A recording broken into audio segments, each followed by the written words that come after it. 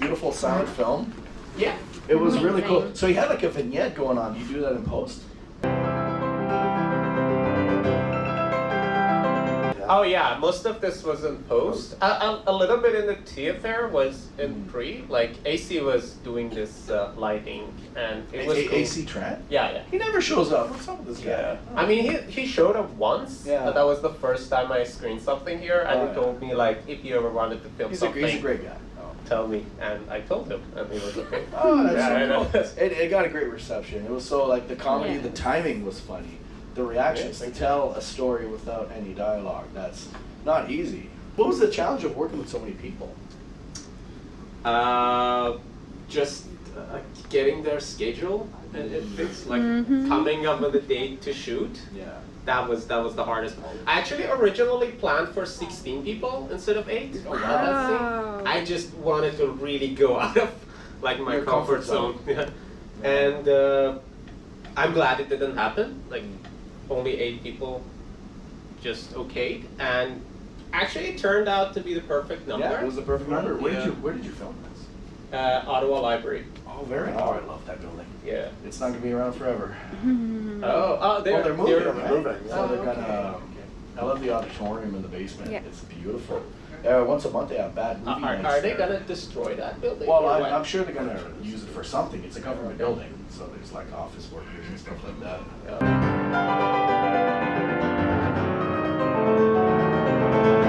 The scene where you kind of like paint the lens. How did you accomplish that? Yes. Where Fred is kind of like on the lens. It looks like it's on the lens. It's a glass in front of the lens. Yeah. It's very cool. It's actually, we painted part of the camera as well. Oh, so you have to watch it. Oh, you Like, did. Excellent. Yeah, there's so many things you can do sometimes. You get a wide lens and you can do stuff on it. You can, I did a scene one time where I just had sand running through my fingers and it was slowly falling on the lens itself. It was quite poetic. There's so many things you could do with putting a glass on the lens. I was wondering if there's meaning to the piece missing and the actual puzzle being at the heart. What is the meaning there?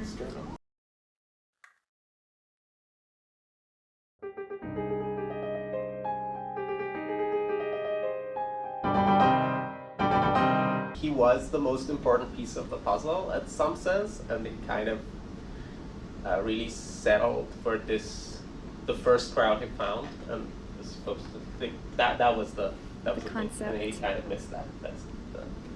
And actually, the story, the puzzle itself is pretty, because first I imagined this with Van Gogh's Starry Night puzzle. Yes, because it's yes. so amazing. It's like so famous, and then AC told me like, this is not really related to the theme of the film.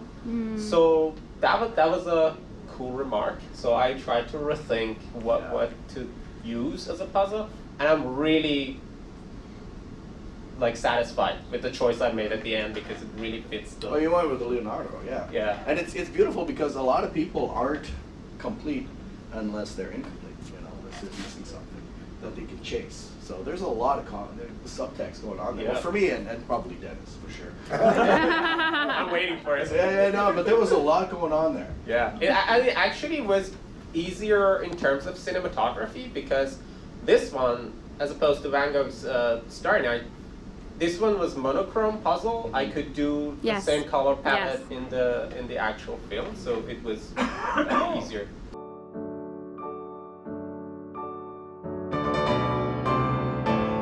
I just wanted to comment on how kind of brilliant it was that you chose not to show him trying to solve the puzzle, but personified the pieces, and even like the way that people were moving around the theater. Like it took me a moment to realize they were puzzle pieces, but the way they were moving around the theater, it's like, oh yeah, because when you put pieces together, you think they go together, and then you think they go over here, but then you find a piece that actually is down here, and you move them all, and then you find the edge piece, and you go, okay, we'll shift everything over to the. It was brilliant. I just absolutely loved that. You did that very well. Thank you. Was that intentional? Or was that just a happy little act? Yeah. I actually, like Vicky's here, there was this script I wrote that looked like a report of a chess play. Like, this piece should go here, this, And actually send this to my actors, none of them could read through it. They were so confused. That's hilarious. It makes sense. I trust the process. It makes sense. Yeah, it was...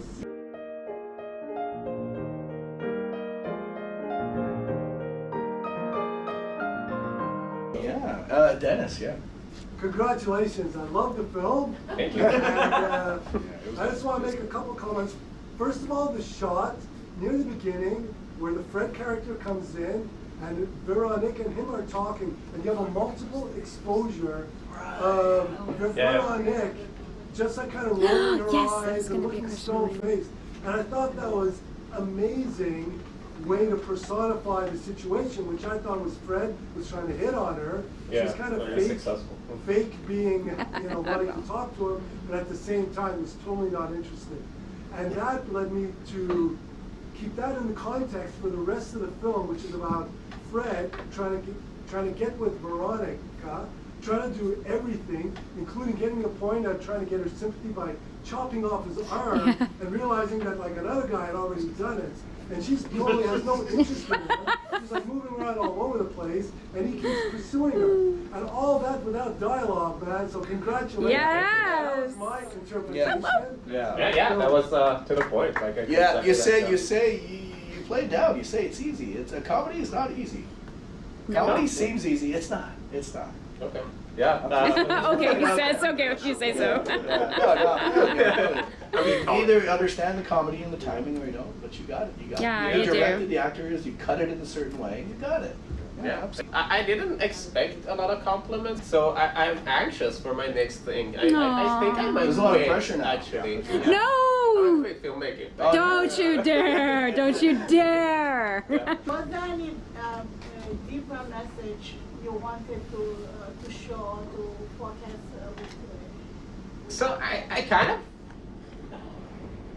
I don't know how into the face the message is, but I was thinking, so this is, the theme of the thing was belonging, and I thought like, we all had that moment, especially in our teen years. I had, and like my 20s, when I tried to like fit into a group that I do not belong in, and you kind of change your characters to fit in and forget who you are in the process.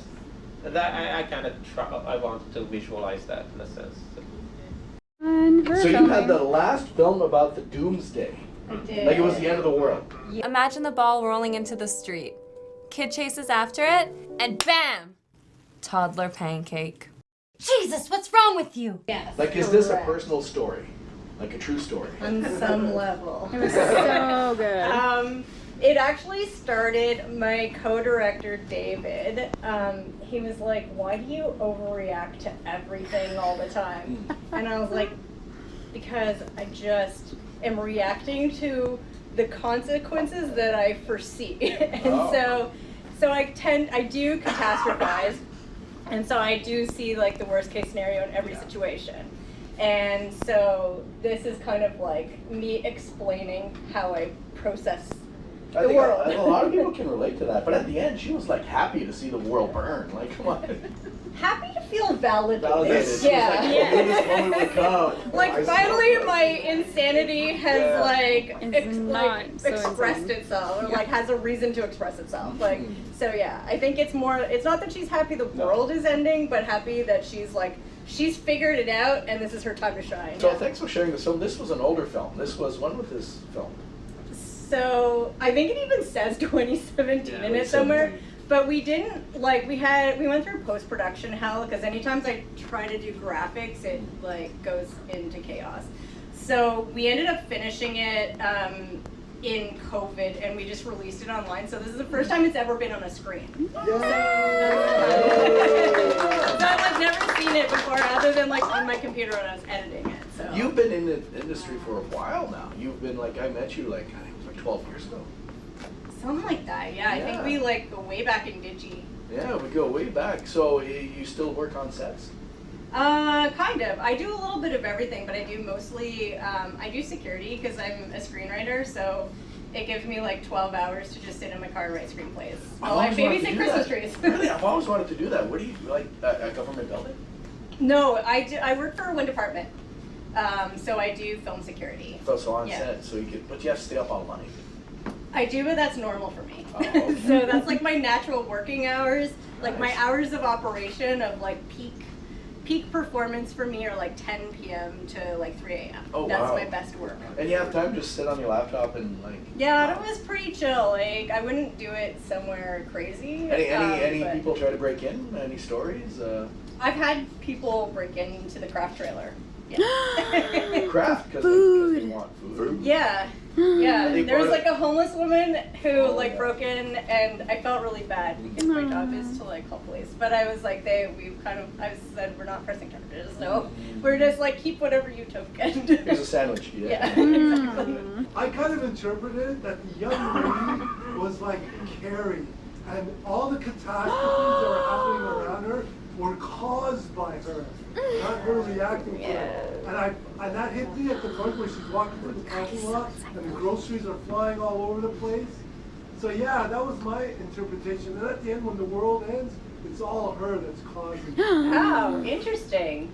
It's kind of like a figment of her imagination. So it's kind of like when it's like the way that she would see it is like, okay, so this person trips, which is like most people would be like, no big deal, she just tripped, that sucks, I'll help her up if she falls.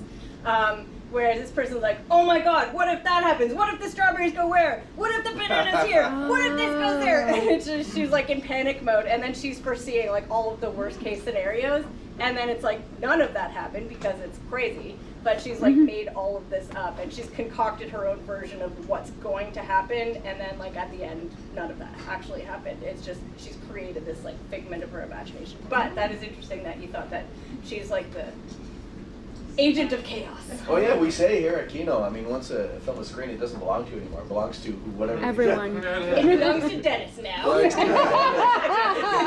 How fast does a banana have to be flying to impale?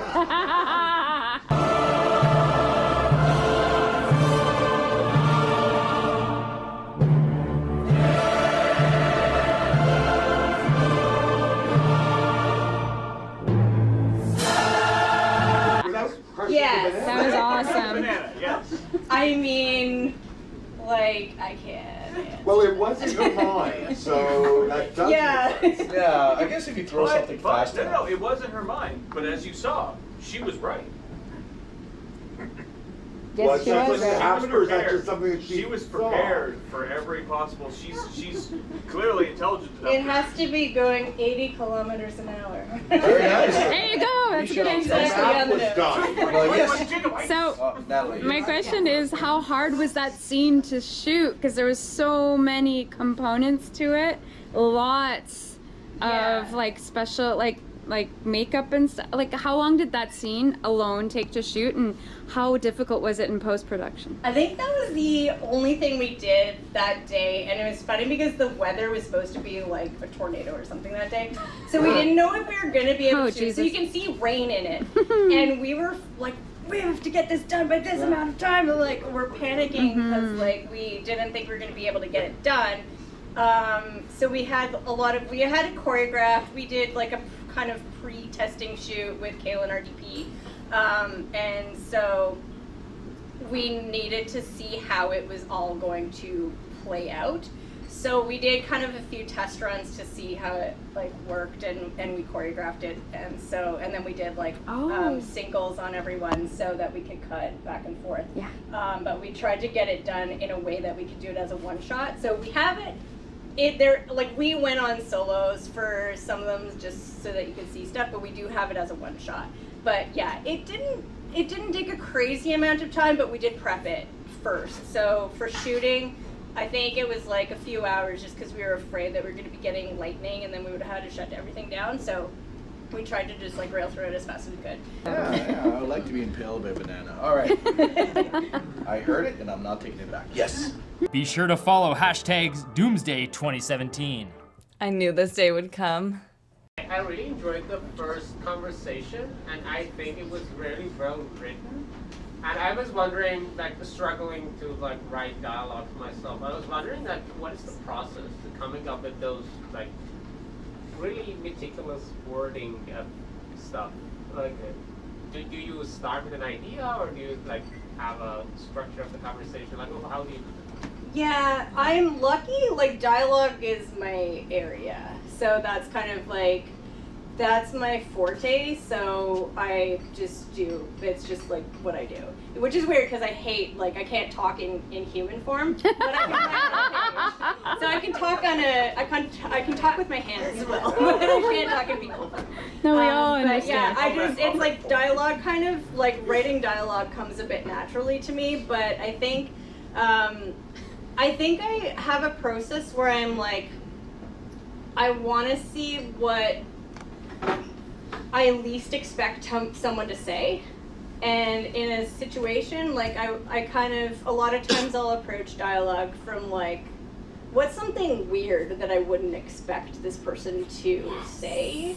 And then play with that idea. And so I think a lot of time I don't try and give straight answers. I try and play in a weird space. So you come from bottom up, not top down.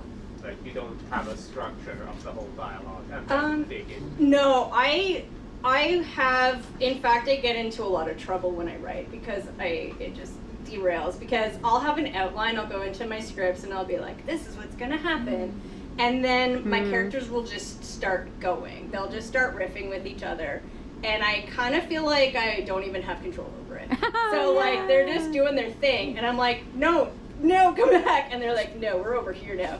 Keep up, bitch. And so, yeah, that's kind of like, I don't even know how to control my characters. Like, they do what they want. And so I feel like it's just a very stream of consciousness almost when I'm writing dialogue, where they just go.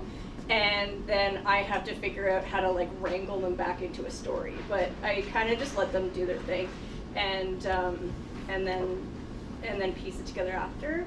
So, which I thought was like really messy, and it is. But then I saw that like Phoebe Waller-Bridges, like the writer of Fleabag, she is like, that's how I do it. And I'm like, so that's the correct way.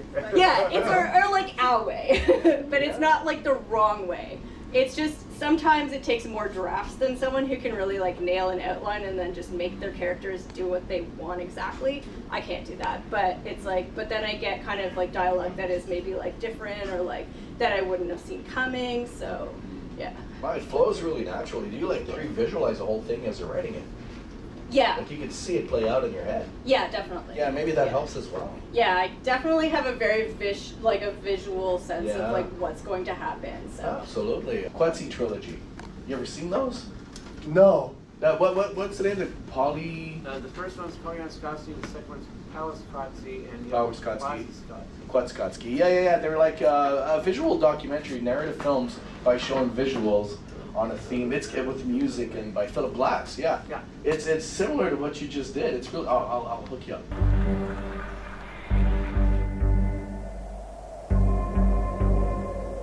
And the music, why that choice of music? It was so like driving and haunting. Yeah, it was like a nice beat, you know? It was just like boom, boom, and then the techno stuff kind of came in at the end. Yeah, I just thought it was kind of just went overall with the images. Now, was it like a social commentary on something? Were you trying to say something there?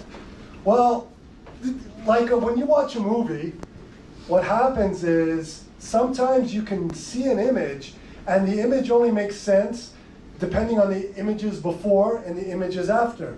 And there's this like famous film experiment, maybe you guys know it, where they take an actor and he has a stone face and then they show a shot afterwards of someone finding out their pet died or whatever, and people are there, oh my God, that guy's such a great actor, he's so sad. And then they take the same shot, same actor, and then the next shot is of a guy, you know, he loses his footing and falls down on the ground, and everyone's there, oh, what a great actor, he can show humor, he can laugh, and it's all the same images. So when you have images, it's what comes before and after that make the one image kind of give it relevance. So that's what I tried to do. So you have water, wind, and then at the end, how the kind of the water and the wind is used. Because by themselves, like it means nothing. There's no context. Yeah.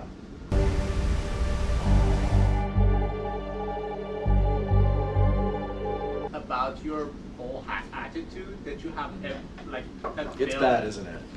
Yeah, I mean, I want to complain.